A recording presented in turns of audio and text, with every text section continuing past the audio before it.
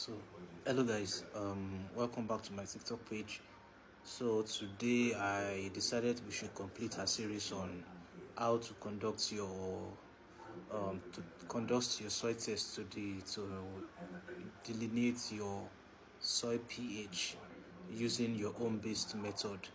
And in the last video I spoke about ways by which you can conduct, so you can take your soil samples from the farm and the materials you will need to carry out this soil analysis in your own home.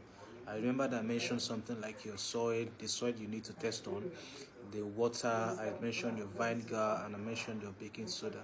So today we'll be looking at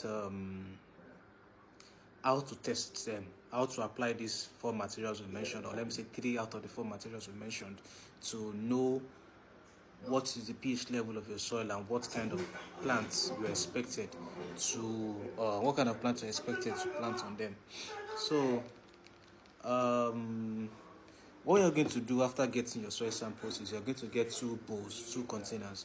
I get me. You get 2 containers, then you put your soil in a very little quantity, maybe like 2 spoons into each container.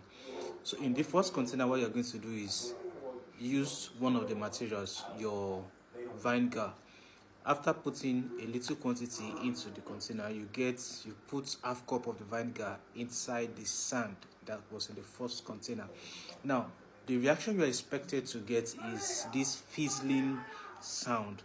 And what I mean by fizzling is the kind of sound you get when you, let me say, just like when you pour Pepsi on cement, that kind of fizzling, or when you shake your bottle of Pepsi or your bottle of Coke together, and you have that kind of bubbling reaction. That's what you're expected to get. Now, if you have tried that and you didn't get anything, if you tried that and didn't get anything, then you can go into the second method. But if you add your vinegar and you get that fizzling sound, it means the pH level of your soil is around 7 and 8. So it means your soil is alkaline enough for some particular type of plants. I'll talk about the plants you can plant on them as we go on. Now, the second one we're talking about here is your second method, which involves using your baking soda and water. Now, what you're expected to do in the second method is that if the first method fails, it doesn't fizzle, don't panic. That's why you have your water and your baking soda.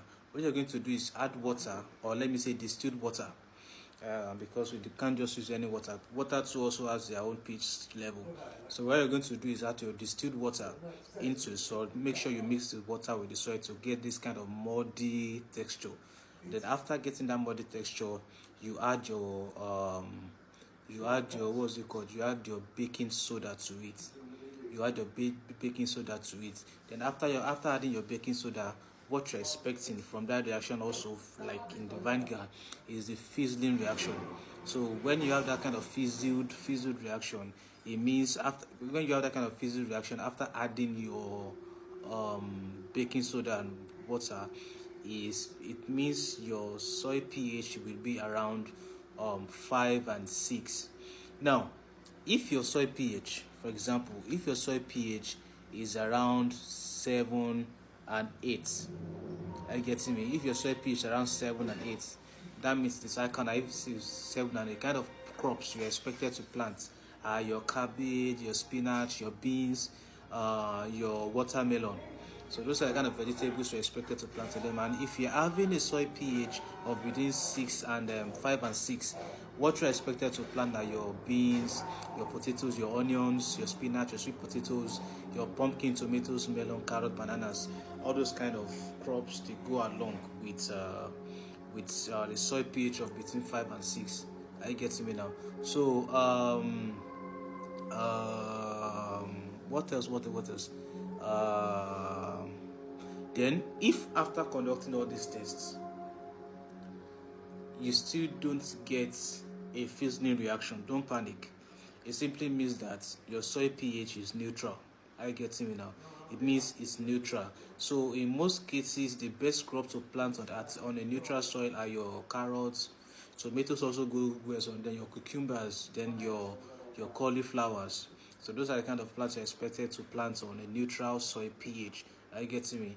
So each soil pH has different plants that can grow well on them. So this is one of the reasons why it is very, very essential for you to do your soil pH before planting.